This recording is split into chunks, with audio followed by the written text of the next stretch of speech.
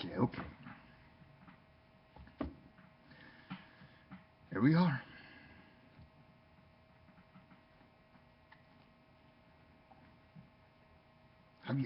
Have you caught any of the Olympic Games? Oh, they're fantastic this year, I must say.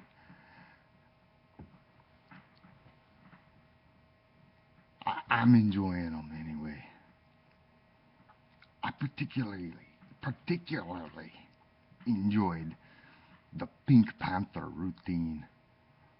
Oh, well, that was awesome. I mean, check that out. Like, to the costuming designer of that. I mean, how'd they make that fabric like that? I mean, it looked like it was glowing. That's really cool, man. Those Germans, they're...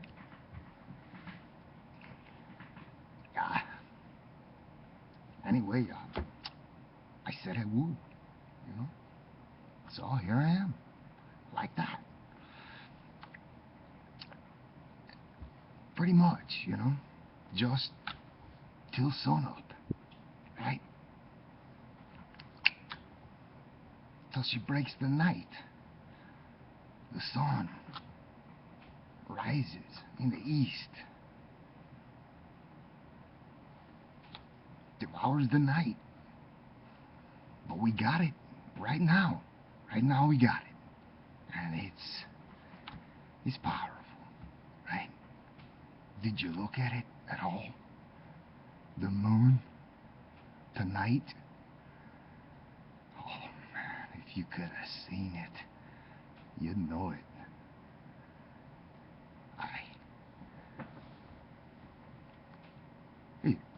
Yeah, it's spectacular to look at the moon.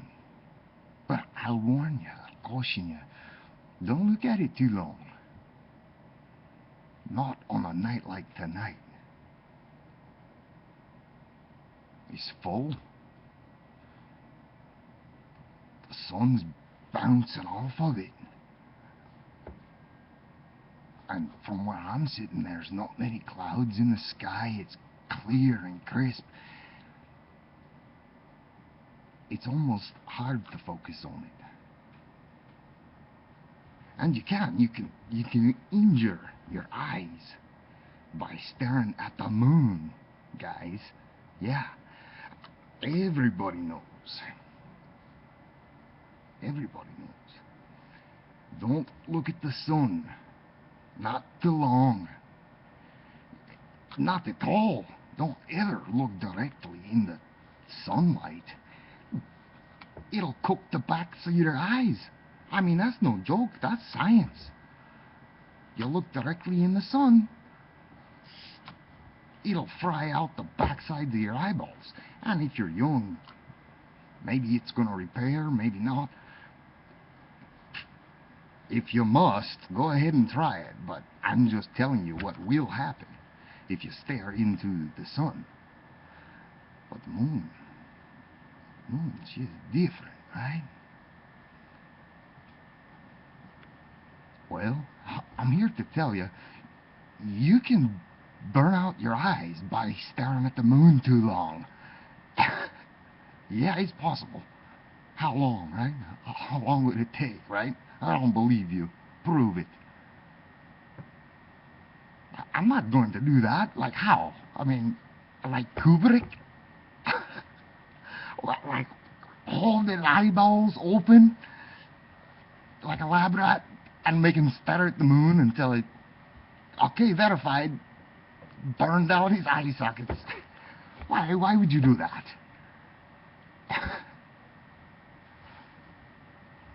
Kubrick. Fine to eat, you know, as many as I can. For your enjoyment, you know. Pretty much.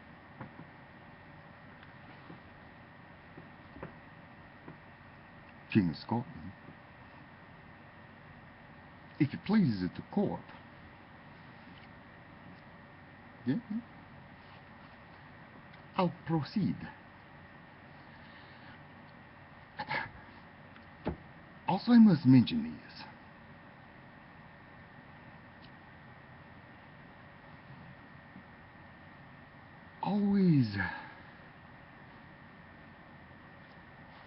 keeping the sphincter, right?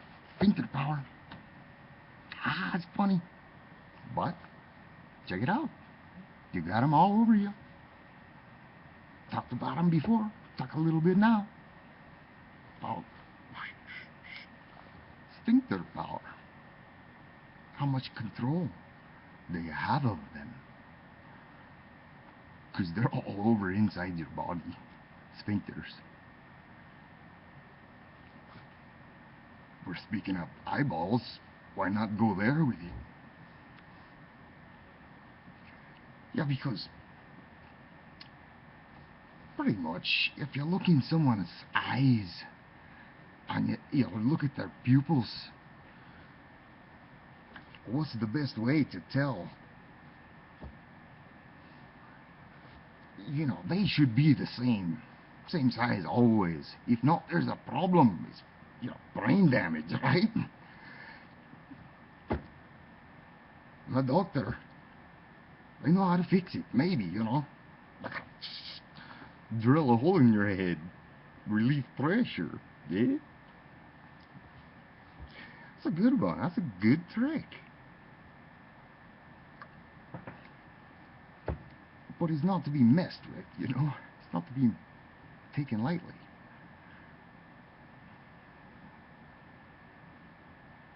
I mean, these lives, they're special, every one of them. Every individual combination can never been done again. And never could be, right? Possibly, depending on some things. But as of right now, there's a whole lot of us. And we are each different a little bit still. And enjoying each other a little bit still. I am thinking. No? Yes?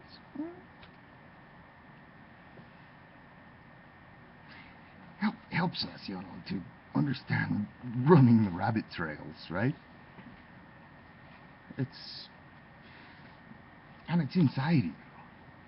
It's physics, okay? So think of your mother, right? All the rabbit trails that were available to her, whether she knew it or not, are available to you, as well as all the rabbit trails that were available to your father. Okay? So you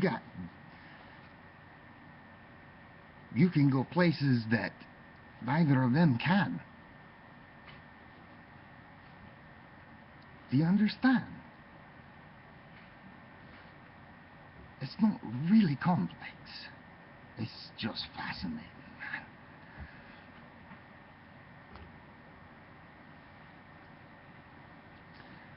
Because, of course, when we're talking about this, we are speaking about biology, like strictly the biological organisms, and the DNA, and the coding, and all of that, right? But there are other pieces of us, right?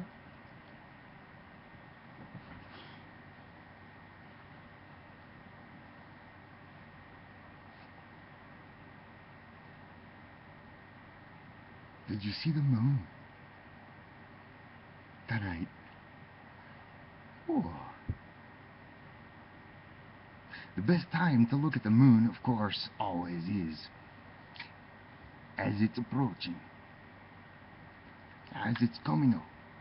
Sometimes it can look huge on the horizon. Best time to look at the moon. Focus in on it. For a long time then, you can stare at the moon for 15, 20 minutes, 'cause it's yellow, you know, it's honey looking, sometimes. It's coming through more layers in the atmosphere. But when it gets high in the sky, can bounce a lot of sun rays right back at you. the moon. Come on. That thing is, I mean, it's just too big to be a natural phenomenon. Just surely by that, it's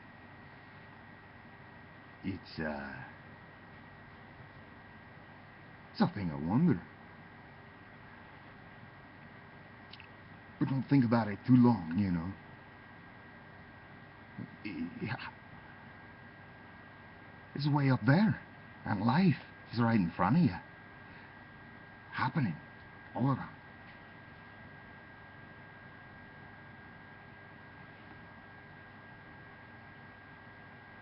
King of Scotland.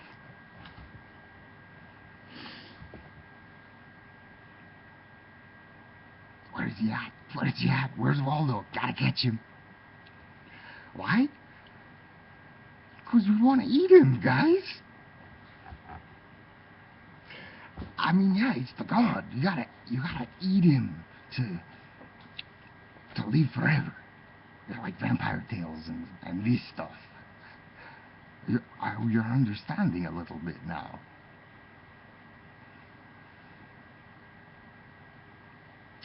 The fountain of youth, the pursuit, you know, quest for the grail, eternal youth.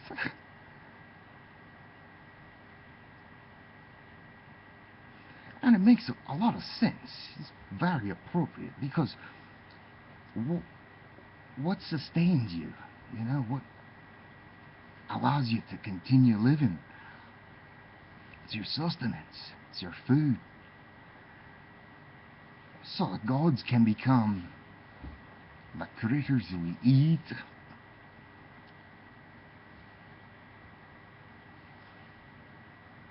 Depends on our tellings.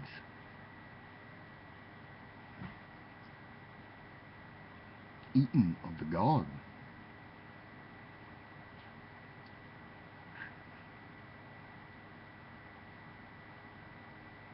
Eternal sustenance.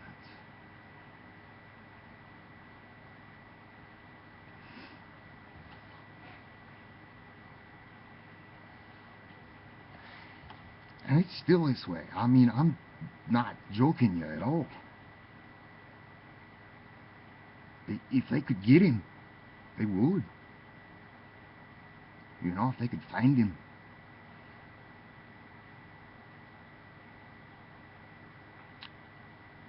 Sure, you know, by science, they could just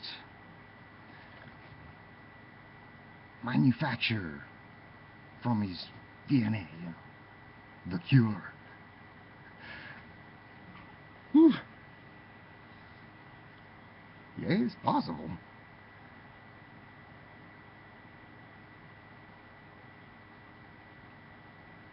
That's why always the child is elusive, right? To find it in the records, it's real hard to. I mean, come on, people. I'm sorry, I don't mean to be condescending, but I gave you the Braveheart, right? You listen to that one? Love. It's not French. It came from Scotland, right? And then, of course, Wallace, he died, and where goeth his line? To Francois. Henceforth, triomphe, Napoleon.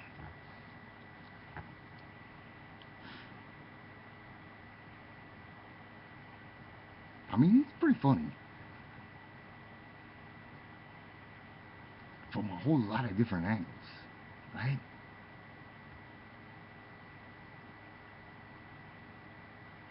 I mean, think about that. Hide it, but keep it alive.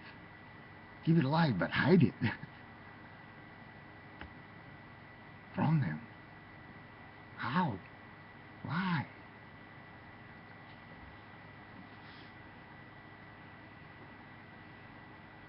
bloodline.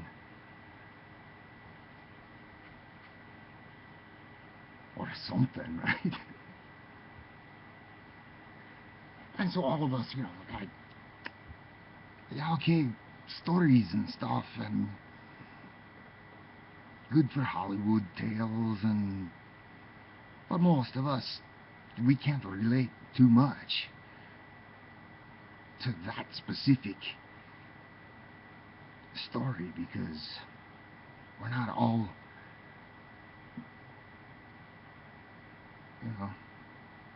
from that area. There's a lot of people all over the world that it means nothing to. That stuff doesn't mean anything to them because they have different stories.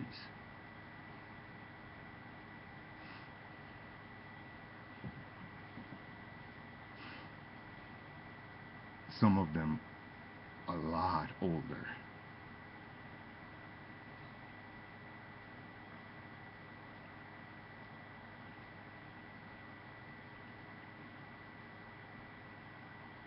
And they explain some things about how we got certain ways and some parts of history, some parts of history that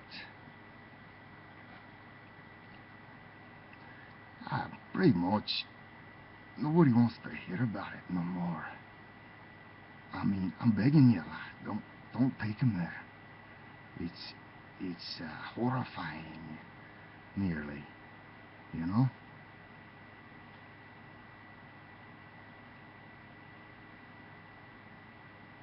But it's still going on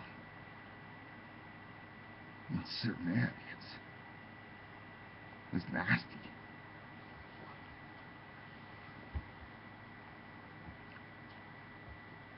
Because it's not necessary anymore. Certain parts of it. It's just not necessary anymore. And if it did not offend thine eyes and ears, I'd speak my mind. But it's sensitive subjects, you understand, and there's a reason for covering them. Cover them up. Cover it over. Cover it over. Don't need to see it anymore. I already saw that portion.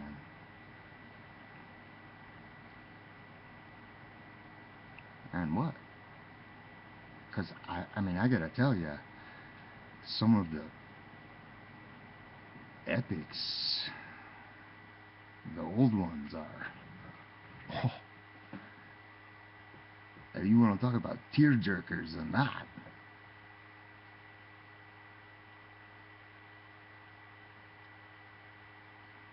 It took a long time to get salt in your eye.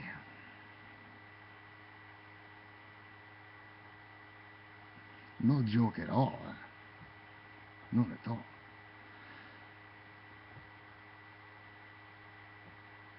Dusk till dawn. Bagpipe. For focusing in, because Uncle Mike, I have a tangential problem, right? End up going on tangents. It's just my style. If you hit all tangents, eventually all light, right? More or less. But focus in.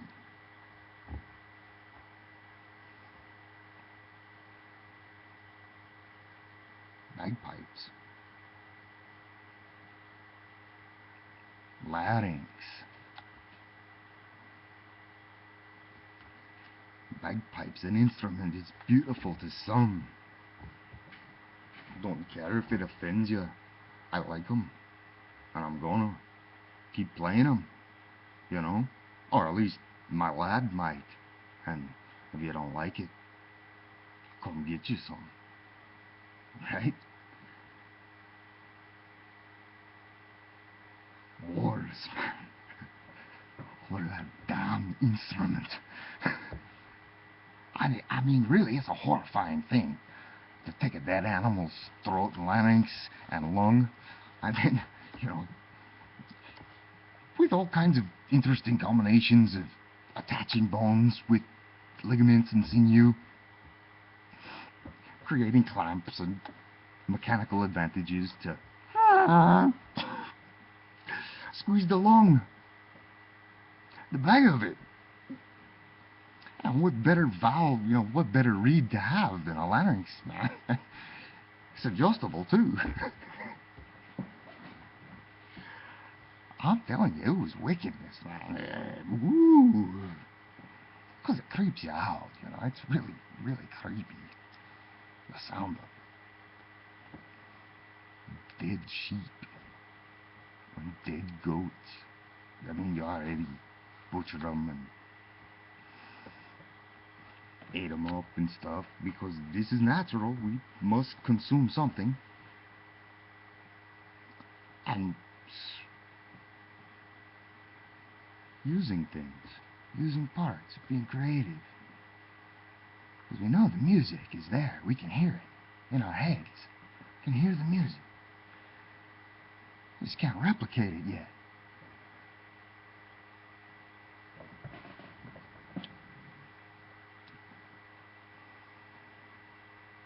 So you understand, lad, what a bagpipe is.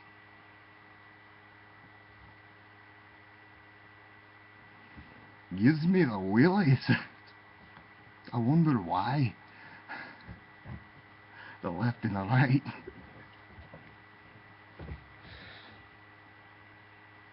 I mean, so of course you can see the progress to the reed. Use a reed instead. Replicate the nature with another piece of nature, but dial back the realism a little bit, you know, because it's starting to freak us out, lad. I'm sorry. But it happened.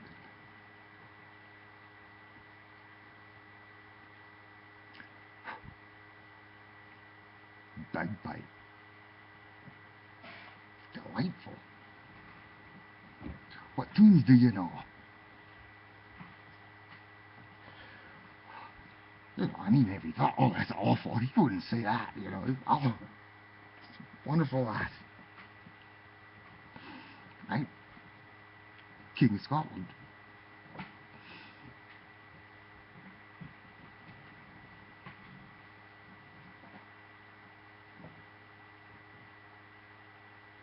I don't know why they freak people out so much, because, you know, like using a ram's horn for a bugle, that's not so offensive.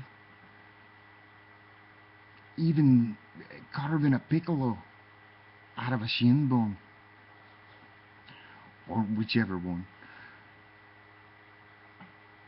doesn't bother us so much. But the larynx, well, you can see why.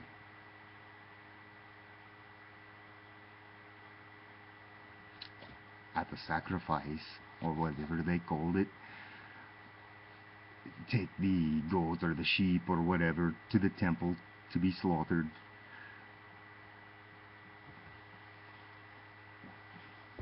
Slit the throat. Just make that a tradition, you know? Just make that a tradition to, when you kill your animals, slit them in the throat so nobody gets a hold of the larynxes, alright? It can cause problems in your society. I mean, that just... Somebody said that one time, and it was a serious problem. And that was the solution.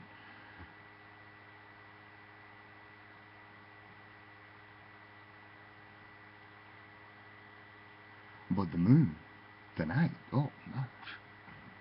Hello.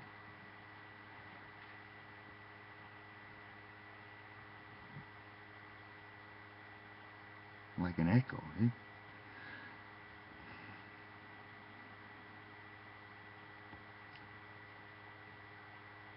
Yeah, so I think that's pretty much all I have to say about the pipes.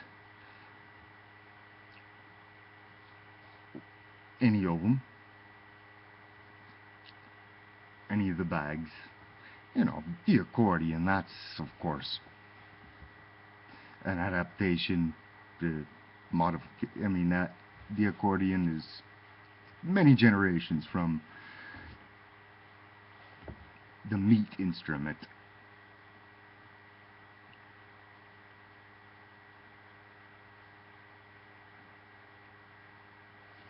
Use what you got, right?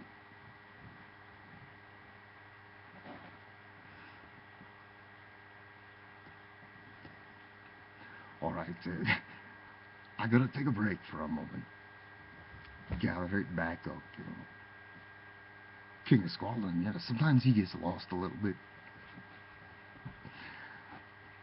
Just sharing anything I can to help you make sense of it. Or maybe for me. Why not? Of course, everything, always. Everything we do is for me, not for you.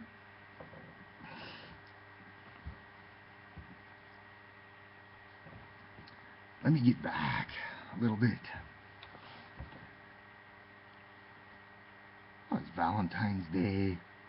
Not anymore, it isn't. Now it's the day after Valentine's Day. But you get what we're saying here. He's kind of freelance, kind of a little bit of artistic interpretation. It's still dark out, right?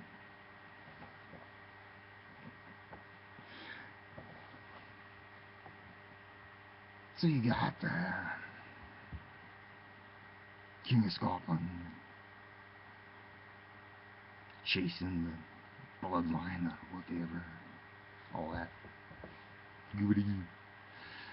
What I like more is listening to the languages and then bouncing back with them to the languages.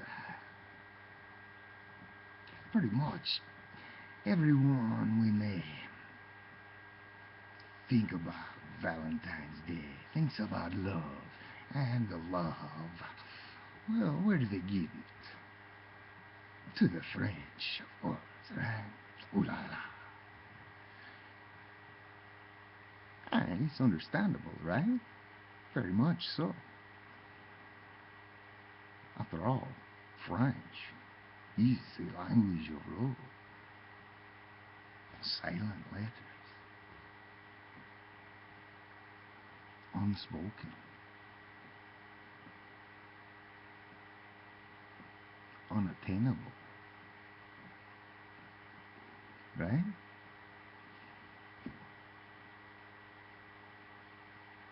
Flirtatious. French. Voulez-vous?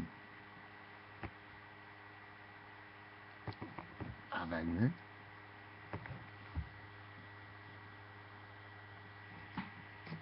Je sois. What's that mean? Doesn't matter. Doesn't matter at all.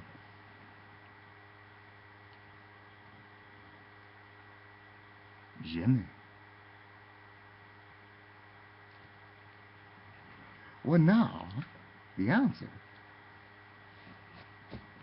is just a joke. I hope you understand.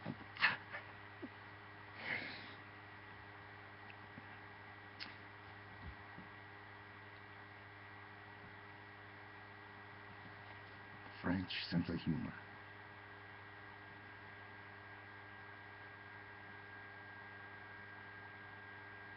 They got pretty good wine too, I think, you know. I haven't tried too many, but anyway.